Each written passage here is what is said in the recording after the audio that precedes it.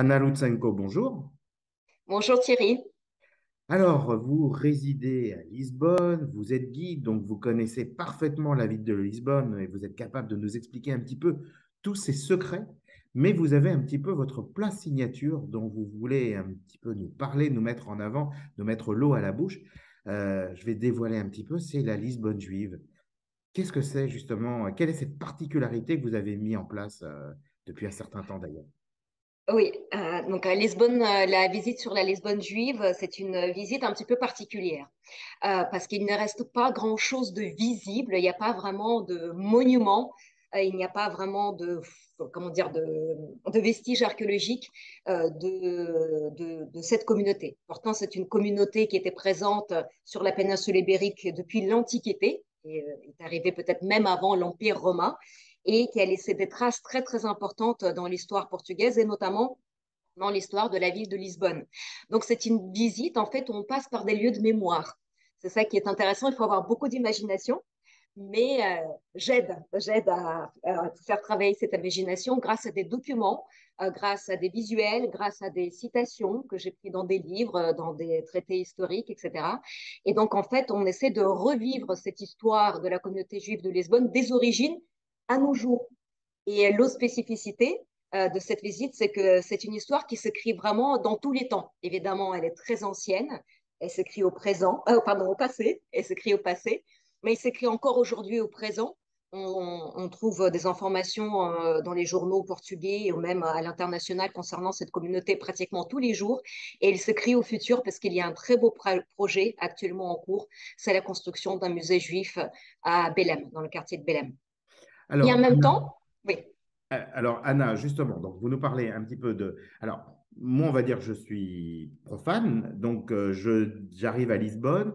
Ça m'intéresse évidemment de découvrir cette culture, de comprendre, de voir qu'est-ce que vous allez m'apporter, comment, est-ce qu'il y a un tour bien particulier qui va se faire? oui, tout à fait. En fait, c'est une visite qui peut être adaptée même, comme vous dites, aux primos arrivants, à des gens qui ne connaissent pas grand-chose de Lisbonne, puisque l'histoire de la communauté juive de Lisbonne suit celle de Lisbonne. En plus, on passe par les quartiers historiques emblématiques. Donc, on commence par l'Alfama, on passe par la Baixa, on reste un petit moment sur la place de Rossio, donc place qui existe pareil depuis l'époque des Romains. On monte vers le Bairro Alto, vers Principe Real, et normalement, quand on a le temps de tout faire, on termine à Rato. Donc, vous voyez, ça permet quand même de voir les quartiers principaux de la ville et d'évoquer les événements les plus importants, comme par exemple le tremblement de terre, même s'il ne concerne pas strictement parlant la communauté juive, ça permet d'avoir un petit aperçu de l'histoire globale. Alors, ça dure combien de temps cette visite? Alors, c'est une visite qui peut en fait être adaptée Ouais. un petit peu à la condition de chacun. Ok. Le plus court, c'est 3 heures, mais en 3 heures, on fait vraiment un résumé. Sinon, je pense que si je la faisais vraiment, quand je la fais, c'est pas comme si je la faisais, je la fais en entier, c'est plutôt 6 heures, avec une pause quand même au milieu. Et sinon, pour les résidents, les sbouettes qui sont déjà sur place, on l'a fait en 2 fois. On fait une première partie Alfama à Rossillon, elle dure 2 heures et demie, et on fait une deuxième partie Rossillon, donc Baïcha, jusqu'à Rato, qui dure aussi à peu près 2 heures et demie. Ça Alors, permet de détailler un peu plus le sujet. Anna, si on a envie de vous contacter, on fait comment?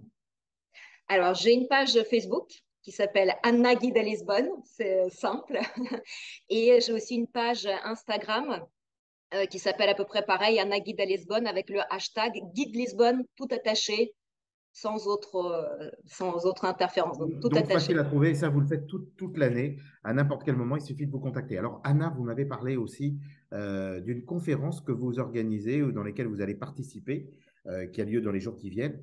Si vous pouvez nous en parler un petit peu. Oui, ben justement, pour des personnes qui ne sont pas sur place et qui ne peuvent pas participer à la visite de Lisbonne juive, je propose une conférence en ligne qui va se dérouler sur une plateforme française de guides conférenciers. Cette plateforme s'appelle d'art et d'histoire. Et cette conférence aura lieu ce jeudi, 6 octobre, à 19h30 heure portugaise, 20h30 heure française. Elle est accessible à tout le monde, il faut s'inscrire en avance de préférence. Et pour les personnes qui ne pourront pas la voir en direct, elle est disponible en replay. Et ça permet d'aborder l'histoire de toute la communauté juive portugaise, pas seulement lisboète, et d'avoir un aperçu encore plus global. Et j'en profite aussi pour dire qu'en ce moment, enfin, dans la semaine très prochainement, il y aura une exposition qui sera inaugurée à Lisbonne sur la diaspora juive portugaise à partir du 12 octobre. Voilà. Et la communauté qui a fait quand même parler d'elle ces derniers temps, parce que beaucoup de personnes essayent de retrouver un petit peu leurs racines, ce qui leur permet aussi, bien évidemment, de pouvoir avoir la naturalisation, parce que l'État portugais avait toujours considéré que toute personne qui pourrait prouver qu'elle était d'origine portugaise, juive portugaise, pourrait obtenir, et donc on sait qu'il y a eu un certain nombre de personnes, tout particulièrement d'Europe de l'Est, qui venaient s'inscrire, ou en tout cas qui essayaient de retrouver leurs racines. Voilà. C'est un sujet très intéressant. Justement, j'en parle aussi lors de mes interventions. Bon, bah C'est écoutez, pas si Anna, simple que ça. ouais, c'est pas si simple que ça. Anna, merci beaucoup en tout cas pour être intervenue sur l'antenne de la French Radio. Bah, on vous souhaite de faire une très belle conférence et puis surtout, si les personnes souhaitent vous contacter, bah, on a bien compris, c'est par Instagram, c'est aussi par tous les réseaux sociaux. Les gens peuvent s'inscrire, peuvent vous trouver directement. Vous êtes guide, bien entendu, ici à Lisbonne, mais vous avez justement cette petite cerise sur le gâteau que vous proposez. Donc, c'est de parler justement de la communauté juive de Lisbonne, qui était une communauté importante, on le rappelle, il y a quelques années, ou plutôt Quelques quelques siècles. siècles. Quelques siècles, quelques siècles. Voilà. À très bientôt. Merci beaucoup, Thierry. Au revoir, Anna. Merci. Au revoir. La French Radio. Portugal.